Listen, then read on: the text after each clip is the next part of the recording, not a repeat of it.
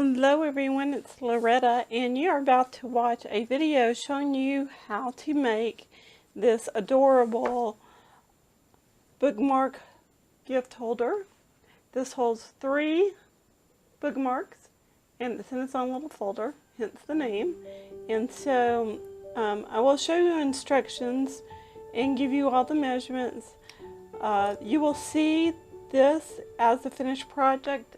If you want details as to how I cut the inside pieces, just let me know and I'll give you those, but it's pretty straightforward. You untie the ribbon. Here's the front cover with a sweet little girl reading her book. And then it just says, "Courage is being yourself every day in a world that expects you to be someone else." And then you see the 3 pockets with 3 tags. This one says, "Read a novel." It has a little boy with his book. And then this one says, "All my favorite stories include you." It's a little girl in her book sitting under a lamp. And last but not least, it says, "Read, relax, turn the page, repeat." And it has a little puppy dog sitting in front of a stack of books and a little bookshelf with a light above it. Okay, so the bookmarks themselves were cut from an AccuCut grand mark die, and then I cut it down to size, so the bookmarks are roughly 3 3¾ by 5 inches. And then the subsequent layers, this is a notched rectangle die that I used for the layers. And then this paper that they're actually put on top of is from DCWV, Die Cuts with a View. So if you have any questions, let me know. I'll be glad to answer them. You can leave those in the description box down below. Details and still pictures will follow this video. And don't forget to read the blog post for initial details. Stay happy and be a blessing. Thanks for joining me. Bye for now. For this project, you're going to need to gather up some supplies. First, you're going to need some 12 by 12 cardstock, a paper trimmer, stamps and dies of your choice, as well as a coloring medium. You will also need some ribbon and a hole punch. First of all, you're going to cut the 12 by 12 cardstock down to 8 by 12 inches. You're going to score it 4 inches from each of the long sides. You're going to turn it 180 degrees and then score it again from 2 inches. The 2-inch score line is going to be the bottom of your folder. Once you get these score lines in place, you're going to want to go back with your bone folder and just burnish down those score lines on the paper so that it will open and close easily. When you are finished cutting the bottom, scoring the bottom, you're going to want to cut small little slits from the bottom score line to the top of that bottom score line. So from the 2-inch mark up to the 6-inch mark. Just so that it's got enough room to where when you close it, you're going to get those bookmarks in easily and out easily. So that does take a little bit of fiddling. I just kept doing it until I got it to where the bookmark holder would close easily, like I said before. After you've done this, you're going to start your stamping. The stamping part is fairly straightforward. I do use stamps and dies from a company called My Favorite Things, and their information will be down below in the form of description, as well as a caption here on the video. For details on this project, you will want to check out my website, lorettaroger.com, for more information. This is actually a swap for creating the crafty life, and really have been looking forward to doing this. It is a remake of the project that I shared earlier this week. This is the same bookmark holder that is given instructions by Camping School, and her information for that website will also be down below. So thank you so much, Linda, for giving me permission to share my version of this. I do have several more layers, and since she is a Stampin' Up! Demonstrator, I am not using Stampin' Up! Products. Here you'll see me with my crocodile, and I want to kind of measure up that 2 inches, and I'm going to poke a hole right up underneath that part where the folder folds up on itself so that I can lace some ribbon through. And in order to do that, I just use that scrap piece of paper as a guide, and then I cut those holes. I do have to clean that little tip out several times just so that it'll go through all those layers. It wasn't difficult, it just was a little time consuming. A lot of this process is not that it's hard, it's just kind of fiddly, for lack of a better word. As I'm putting this together, I do use some 2-inch score tape as well as some 1/4-inch score tape. In my arsenal of sticky stuff, I've also got My Stick. It's a scrapbooking adhesive that I got from the craft store. It works really well for the most part. The ribbon is also from my stash. I actually bought this many, many years ago from the Off-Ray Ribbon Outlet in Pennsylvania when I still lived in Maryland. The inside of that folder, now I wish I'd thought about it as I was doing this part of the process. I would have gone ahead and cut and glued down that white cardstock here today. It's also from my favorite things. It's called Green Friend Green. And you see me using some of the GCWV paper as layers.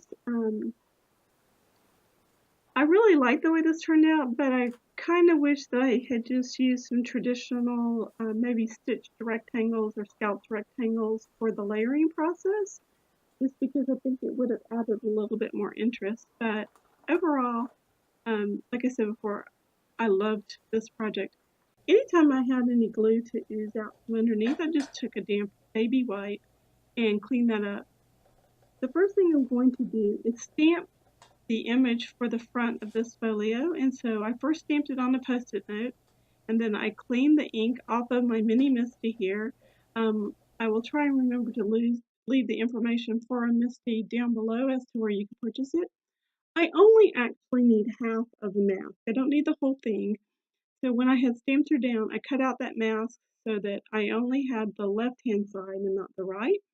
And then I go ahead and I stamp the image onto my Copic Quality Express cardstock. And it took 2 or 3 iterations of stamping the image to get it as dark as I'd like. And then I did color that image.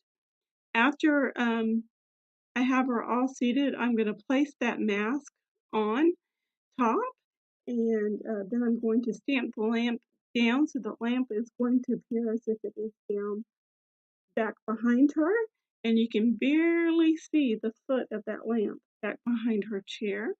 This is a great tip for when you want to have a mask and have some dimension to your piece without having extra layers. So what I'm going to do here is I'm going to play some music while I do actually color these images, and I will catch you in just a little bit after the coloring.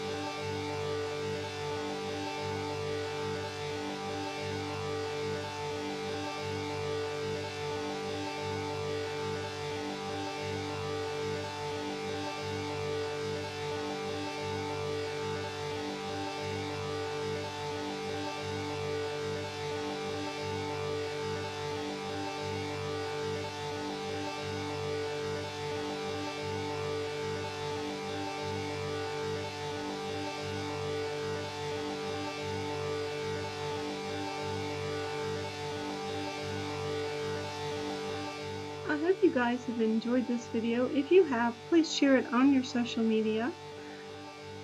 Don't forget to leave me a thumbs up if you've liked this video. And stamp happy, be a blessing. Still pictures will follow. And I hope you all have a great rest of your week. I will talk to you all soon. Take care. Bye for now.